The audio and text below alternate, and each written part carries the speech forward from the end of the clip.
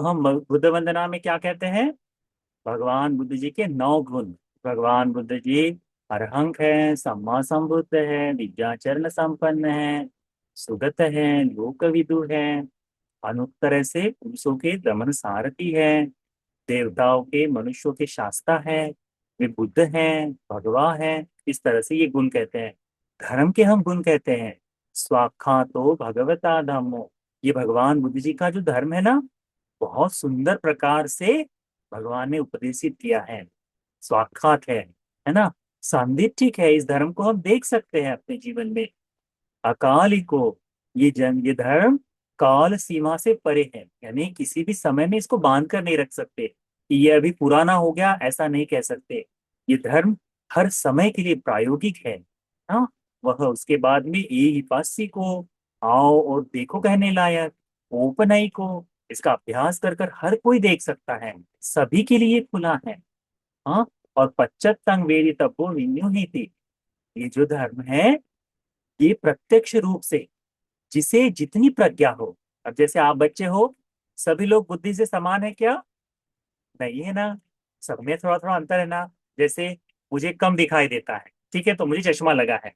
किसी की आंखें बहुत अच्छी है तो उसको अच्छे से दिखाई देता है कि नहीं? तो कैसे आंखों में अंतर होगा ना, वैसे ही सोचने में किसी व्यक्ति को कुछ बताओ तो जल्दी समझ जाता है, किसी को समझने में समय लगता है ना। हाँ, तो वो प्रज्ञा वैसी है। तो धर्म जो है, जिसकी जितनी जैसी प्रज्ञा होगी उसके अनुसार समझ सकते हैं। तो ये भगवान के धर्म का गुण है। उसके बाद में क्या है?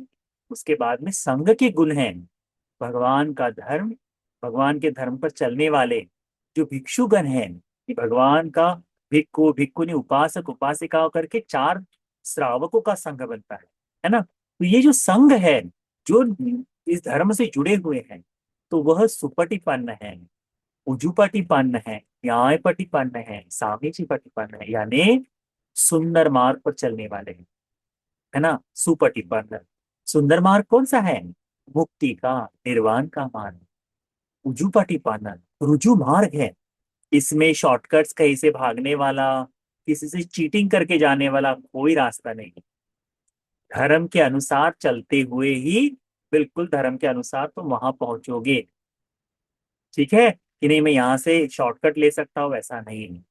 रुजु मार्ग है, बिल्कुल सीधा। यहाँ पर कोई इधर उधर से कहीं बच बचा कर ऐसा मार्ग नहीं। धर्म का मार्ग बिल्कुल ऐसा भगवान ने पूर्णतः बिल्कुल अच्छी तरह से बताया है ना। तो वो उज्जू पटिपन्न है, न्याय पटिपन्न है। ये धर्म है ना, न्याय से चलता है।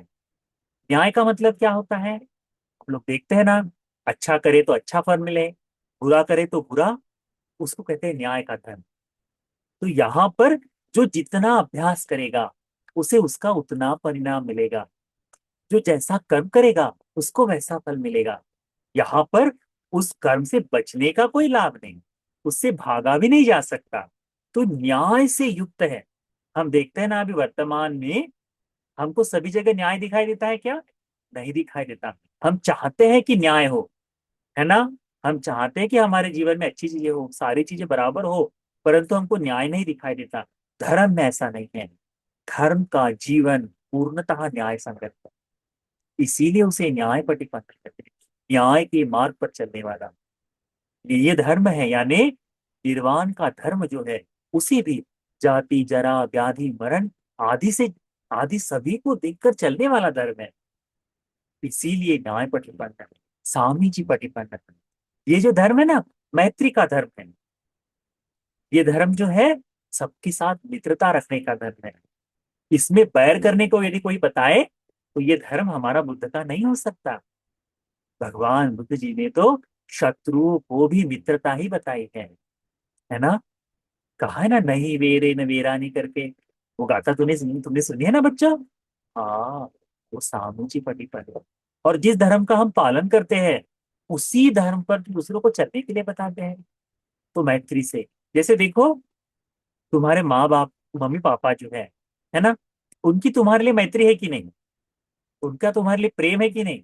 इसीलिए तुम लोग उठने से पहले मम्मी उठ जाती हैं, और सबसे पहले चेहरा धो ना धो तुम्हारे लिए दूध गर्म कर देती है। सुबह उठते ही तुम दूध पियो, है ना। फिर तुम लोग स्कूल जाओगे, अभी तो छुट्टियां चल रही है, पर तो अभी तो ठीक है, 2 घंटे ज्यादा सोने देती है। पर जब स्कूल का समय हो तो बिल्कुल लेट नहीं होना चाहिए करके बच्चे को उठा देती है कि नहीं। समय पर सारी चीजें, तुम्हारे कपड़ों को प्रेस करने से लेकर तुम्हारा जीवन जीने के लिए, तो ये सब मम्मी क्रोध से करती है क्या? नहीं, प्रेम से मैत्री से करती है। ये भी सामीची प्रतिपन्न है, ये मैत्री है। तो बच्चे, तुम्हारा भी तो कर्तव्य बनता है मम्मी पापा के प्रति क्रोध ना करना, उसको ध्यान में रखो। जब तुम मम्मी पापा के प्रति क्रोध ना करो, उनकी सहायता करो, काम करने में थोड़ी सहायता कर दो कि आज मम्मी झाड़ू मैं लगाऊंगा, तो वो मैत्री हो गई। आज मम्मी, मैं है ना ये काम कर दूंगा, आप पानी मत डालो, पौधों में पानी, गमलों में पानी आज मैं डालूंगा। तो कैसे? बिल्कुल कि नहीं, मम्मी आजू बाजू में पानी गिराते हुए नहीं चलती, नहीं तो ऐसा होगा ना, पानी मैं डालूंगा और पूरे घर घर में पानी फेंक दोगे तो कैसा होगा?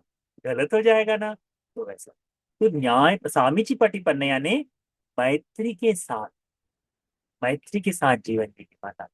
जिस धर्म का अभ्यास कर रहे हैं उसी धर्म को बताने का न्याय पे। उसके बाद में ये जो भगवान का श्रावक संघ है, ये सोतापन्न, सकतागामी, अनागामी, अरहंत, इनकी युगल, इनके जोड़ियों में बना हुआ है। ये आहु नहीं है, पाहु नहीं है, दक्षिणेय है, अंजलि करणीय है, अनुत्तर ऐसे पुण्य का दुनिया में क्षेत्र है। अब जैसे हम जुड़ने से जुड़ रहे थे, तब तुमको पता है ना बच्चों, क्या कहा भैया ने कि देखो भंते जी जुड़ रहे तो क्या करो, हाथ जोड़ लो। हाथ जोड़ने को क्या कहते हैं पाली में? अंजलि कहते हैं, अंजलि करणीय। अरे आज आज का अंजलि का नाम है। अंजलि करणीय का मतलब होता है हाथ जोड़ना, तो अंजलि करना, अंजलि करनी है, ठीक है। तो हाथ जोड़ने लायक कौन है? भगवान का संग है, ये धर्मवान भिक्षु। हमने इसका पठन किया। उसके बाद में क्या है? उसके बाद में है 7 बुद्ध इस कल्प में, एक 100 कल्पों में होकर गए हैं। कितने भगवान? इन 100 कल्पों में 7 भगवान बुद्ध जी होकर गए। ये 7 भगवान बुद्ध जी में विपस्सी भगवान बुद्ध जी आदि से लेकर तो काश्यप और गौतम भगवान, ये सारे सभी भिक्षु हैं, भगवान आते हैं। इनका स्मरण करना है 7 बुद्ध वंदना में, 7 बुद्धों की वंदना। और फिर वंदामि चेत्यं सबम, सभी चैत्य की वंदना। ये इतनी छोटी सी वंदना है, तुम बच्चों को याद हो जानी चाहिए। उसके बाद एक चीज तुमको कंठस्थ कर लेनी है, ठीक है, और वो है करणीय मित्र सूत्र। क्या है? करणीय मित्र सूत्र। तो करणीय मित्र सूत्र को याद कर लो। और हम बताएं बच्चों, आप लोगों ने क्या करना है? रात में जब आप थक जाए और सोने के लिए जाए बेड पर, तो बेड पर जाकर जोर से चिल्लाते हुए नहीं, ऐसे ही पालथी मारकर बैठ गए, या फिर गुड़गों के बल बैठ गए, अपना हाथ ऐसा हाथ बंद कर दिए, बुद्ध मूर्ति के सामने बैठने की आवश्यकता भी नहीं, ठीक है। सोने से बिल्कुल 2 मिनट से 2 सेकंड पहले कि अभी मैं सर अपना तकिए पर रखूंगा, उससे पहले हाथ जोड़ लिए और नमो तस्स बोले और करनी में तो सुत्त बोलना है, उतना बोल के सो जाना। ये कर सकते हैं क्या हम बच्चों? इस बात को याद रखो, ये करो, तुम्हारे जीवन में बहुत कल्याण होगा, बहुत मैत्री मिलेगी, तुम्हारा जीवन आनंद से भर जाएगा, तुम्हारे जीवन में बहुत सारी खुशियां आए, धर्म से जीवन जीने के लिए तुमको सामर्थ्य मिलेगा। ये कर सकते हो ना? हाँ, तो ये तुम लोगों के लिए होमवर्क है, ठीक है। ये क्या है? होमवर्क है कि डेली तुमको रात को सोते समय, ठीक है, यानी पढ़ाई हो गई, मम्मी ने जबरदस्ती, है ना, वो कुछ मम्मी होती है ना, जबरदस्ती ब्रश कर दो, ब्रश कर दो, ब्रश कर दो करके करने के लिए बोलती है। हाँ, तो जबरदस्ती ब्रश वगैरह हो जाने के बाद फिर सो जा बोलते समय, चाहे लाइट ऑफ रहे चाहे लाइट ऑन रहे, तुमको सो जाना है। और विशेष करके ध्यान में रखो, तुम जितने बच्चे हैं, तुम सबके पास न, या फिर तुम्हारे घर में किसी न किसी के पास फोन है, रात को 9 बजे के बाद या फिर पढ़ाई को छोड़कर रात को विशेष करके फोन का अधिक इस्तेमाल नहीं करना। अभी वर्तमान में बड़ी खराब आदत लग गई है सबको, बड़े बूढ़ों को भी और बच्चों को भी। क्या लग गई है? रात को 9 बजे के बाद आदमी बिल्कुल से फोन लेता है और ऐसे लगा लेता है बिल्कुल यहाँ, इतनी आंखें ऐसी होती है, और यहाँ पे रील्स देखते रहता है। तुमने देखा है?